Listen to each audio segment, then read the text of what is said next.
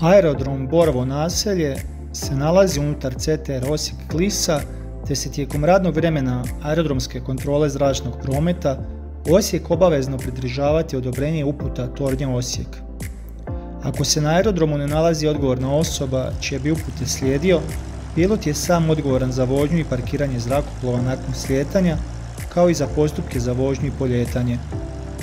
Za vrijeme radnog vremena Osijek-Tornja, pilot zrakoplova prije polijetanja mora ishoditi odobrenje nadležne kontrole zračnog prometa Osijek-Toranj 128,35 MHz.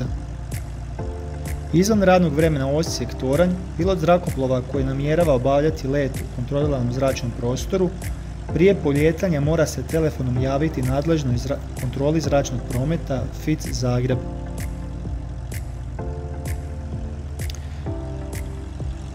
Aerodrom Borovo naselje se nalazi 4 km sjeverozapadno od Vukovara, nadmorska visina 290 fita, travnata površina aprona 80 x 60 metara, nosivosti 1043 kg. Travnata uzletno-sletna staza orijentacije 141-321 stupanj. Radio Borovo hrvatski 128,50 MHz. Polijetanje pravac 3.2. Startati avion na stajanci stazom za vožnju, odvesti se do južne staze za vožnju pored uzletno-sletne staze. Istom se dovesti do početka uzletno-sletne staze za pravac 3.2, provjeriti da nema drugih aviona u prilazu, izaći na uzletno-sletnu stazu i izvršiti polijetanje. Pravac 1.4. Nakon startanja aviona odvesti se do južne staze za vožnju pored uzletno-sletne staze, istom se dovesti do početka uzletno-sletne staze za pravac 1.4. Provjeriti da nema drugih aviona u prilazu, izaći na uzletno-sletnu stazu i izvršiti polijetanje. Pošto je aerodrom Vukovar Borovo naselje sa istočne strane omeđen rijekom Dunav, koja je ujedno i državna granica, odlet sa istog je moguć samo u zapadnim smjerovima. Nakon polijetanja u pravcu 3.2 nastaviti penjati do visine 1000 fita AGL, prateći cestu Vukovar-Osijek, doći iznad naseljnog mjesta Trpinja. Za sve zrakoplove koje lete u školskom krugu, krug je južni, to jest kad polijeću u pravcu 3.2, krug je lijevi. Visina u školskom krugu je 1000 fita AGL. Pri polijetanju u pravcu 1.4 krug je desni, a pri postizanju visine od 500 fita AGL napraviti zaokret od 180 stupnjeva u desno, radi izbjegavanja državne granice, te nastaviti penjati do 1000 fita AGL.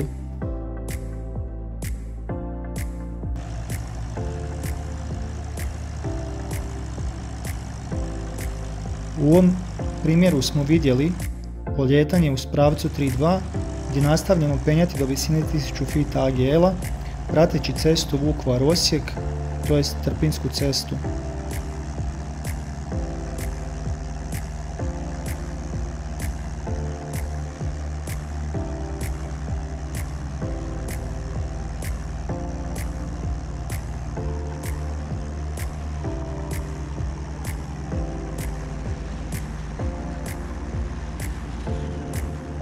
Prelazimo ulicu 12 redarstvenika u pravcu piste 3.2 i nastavljamo penjanje do 500 fita.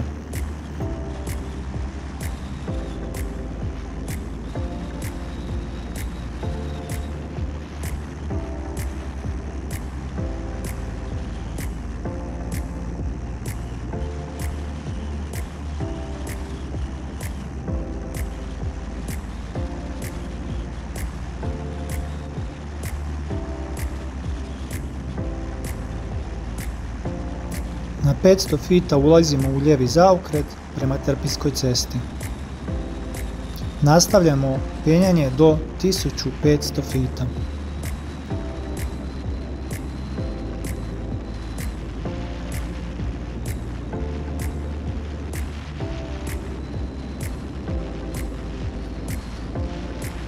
Trenutno se nalazimo sjevero-zapadno od Vukovara, između mjesta Trpinja i Borovo naselja.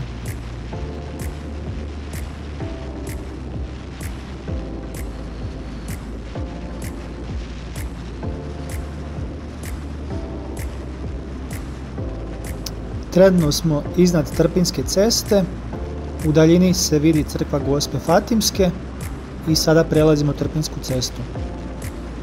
Zaokret za 90 stupnjeva i nastavljamo pratiti Trpinjsku cestu prema gradu Vukovaru. Crkva Gospe Fatimske, Dom hrvatskih branitelja, spomenik Blagi Zadri i nastavljamo dalje prema gradu Vukovaru. Preljećemo kružni tok, pruga i dalje prema Vuki.